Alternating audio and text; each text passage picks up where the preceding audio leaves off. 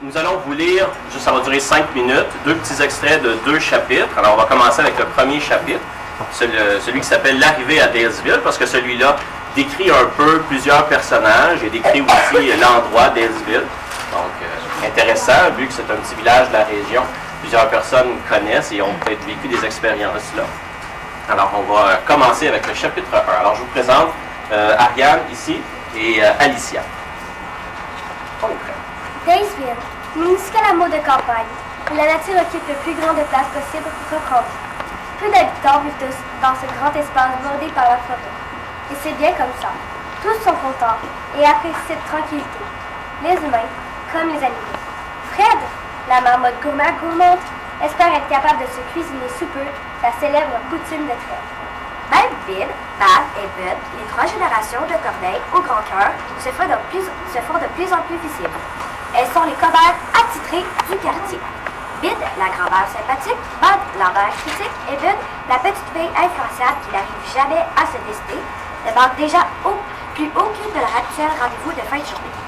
Bien installées sur leur sol, en bordure de la rivière, elles t'accotent de tout ce qui s'est passé dans Dalesville. Rien ne peut échapper à 3 générations de corneilles. Elles sont toujours au courant de tout. Fred est constamment surpris de constater qu'elles savent tout avant tout le monde. Bill lui a pourtant expliqué. C'est parce que nous sommes au-dessus de vous que nous voyons et entendons mieux. Bill, les têtes sur le boosté, tout en tricotant pour sa petite fille, dit « Il paraît que nous aurons un nouveau résident au village. » Ah oui? Qui ça? Interroge la très curieuse Bonne. Bab coupe la parole à Bill, qui ne s'en offusque plus depuis longtemps. Tellement elle en a l'habitude.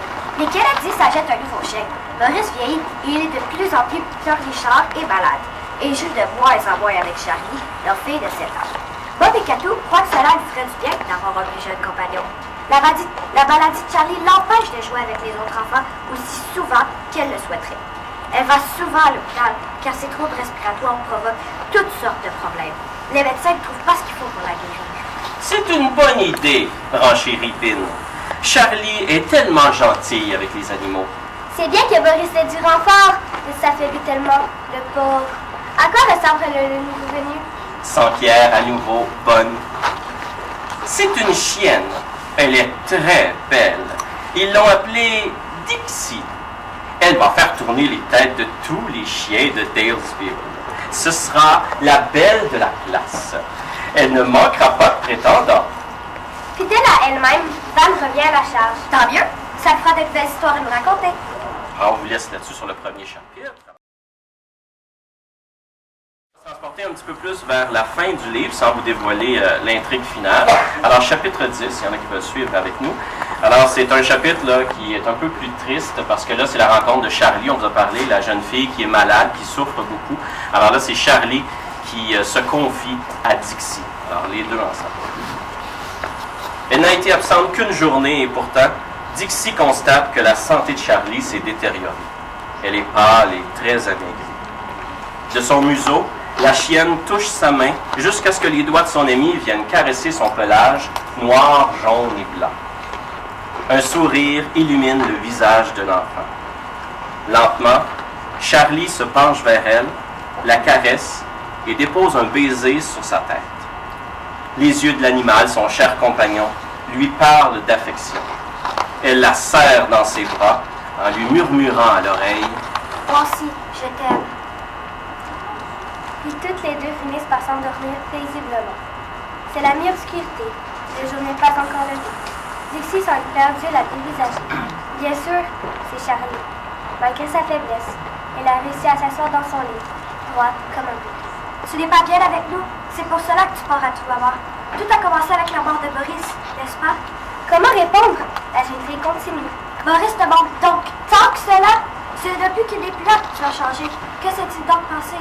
Il n'était pas question de trahir le secret qu'elle partageait avec les 2 adultes de la maison. Même s'il lui pesait, tous avaient fait le pacte tacite de protéger l'enfant malade. Il fallait en rester là. Tu es tellement différente des autres.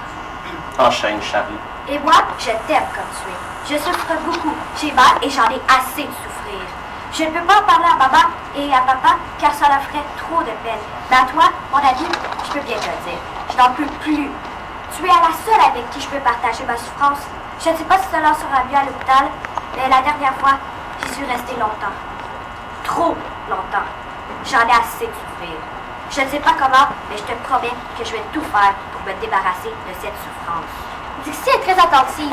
On avait protégé Charlie, et maintenant, c'est Charlie qui protège son monde. Tu n'es pas comme les autres chiens, c'est évident. Je savais seulement quoi faire pour que tout redevienne comme avant. Moi, qui souffrais moins, et toi, qui voudrais toujours jouer et me sauver. Comme elle n'a toujours pas de réponse à lui donner, Dixie se contente de l'inonder de bisous de chien. Quand je partirai pour l'hôpital, je sais que tu auras de la difficulté à rester ici. Je t'aime et t'aimerai toujours, comme toi pour moi. Un jour, je serai bien et ferai ce que les autres enfants de mon âge font. En attendant, toi, si tu sais quoi faire pour être bien, fais-le. Sois bien pour moi. Moi aussi, je suis différente. Ne t'inquiète pas. On se reverra. Quand je serai devenue comme tous les autres enfants de mon âge, je te retrouverai. Où que tu sois. Parole de Charlie.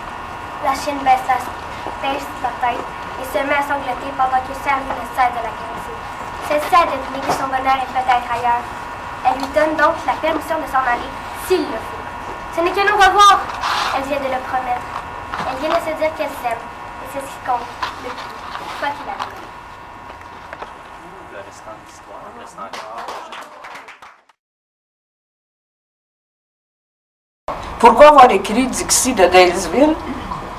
Parce que cette histoire-là, elle méritait d'être repassée, particulièrement aux jeunes derrière nous. Elle méritait finalement, je pense, de vivre autrement que dans mes souvenirs et dans mon imaginaire. Je pense qu'elle est inspirante par les valeurs derrière, puis par le parti pris, il faut bien le dire, en faveur des animaux de compagnie. Il y a aussi le fait que j'atteins un âge et une expérience de vie où on a le goût de retransmettre, de passer la POC, comme on dit. Dixie de Dalesville, vous allez le voir, c'est un conte dont fantastique, dont les héros sont des animaux à qui j'ai prêté des sentiments humains. Les animaux se parlent entre eux autres, ils parlent aux humains. En fait, ils ont même plus le sens du dialogue que les humains dans mon conte. Dixie, après avoir vécu une situation traumatisante, décide qu'elle n'est plus bien là où elle est. Mais en fait, où est véritablement sa place?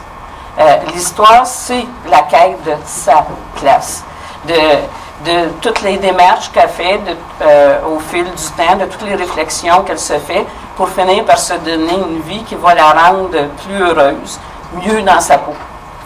Elle réfléchit beaucoup, me Dixie.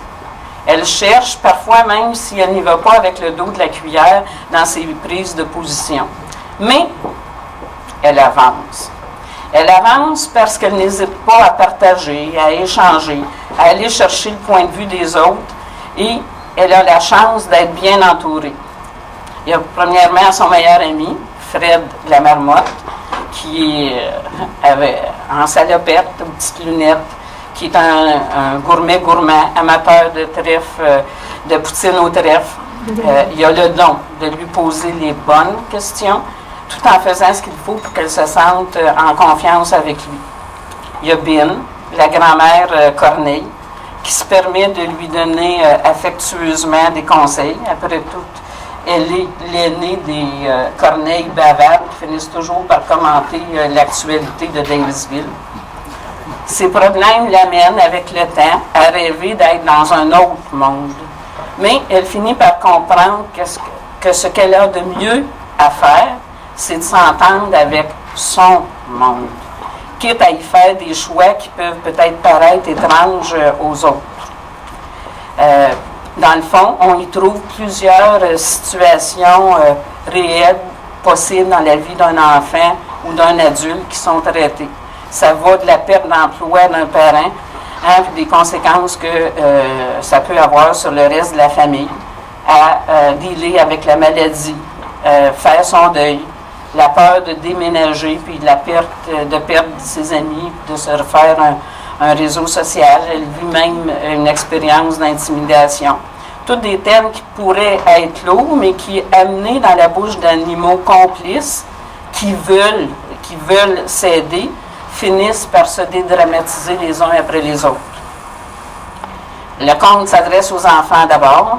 S'ils retiennent l'importance de bien s'entourer, de cultiver l'amitié, afin d'être en mesure d'aller chercher du soutien en tout temps, ce sera un gain important. Il s'adresse aussi aux adultes, s'ils retiennent l'importance de bien s'entourer, de cultiver l'amitié, et afin d'être en mesure d'aller chercher du soutien en tout temps, ce sera un gain important. Mais mon idéal, mon rêve d'auteur, cependant, ça va dans le sens de ce que j'appelle une lecture accompagnée. Que voulez-vous? On peut sortir la fille de la pédagogie, mais pas la pédagogie de la fille des formations professionnelles. Mon idéal d'auteur, ça va donc dans le sens de la lecture accompagnée. La scène qui me revient en visualisation, c'est celle d'un enfant puis d'un adulte qui le lise et qui s'en parle. Es-tu d'accord avec Dixie? Tu ne trouves pas qu'il va un peu fort là-dessus?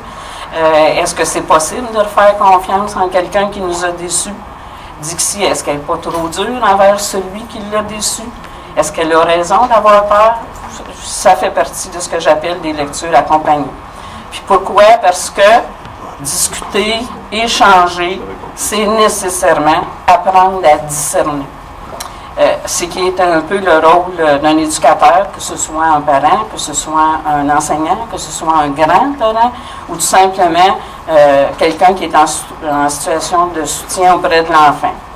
Mon rêve, donc, c'est que Dixie de Dalesville serve un peu à tout ça. À tout le moins, espérons qu'elle soit un beau cadeau de Noël à venir.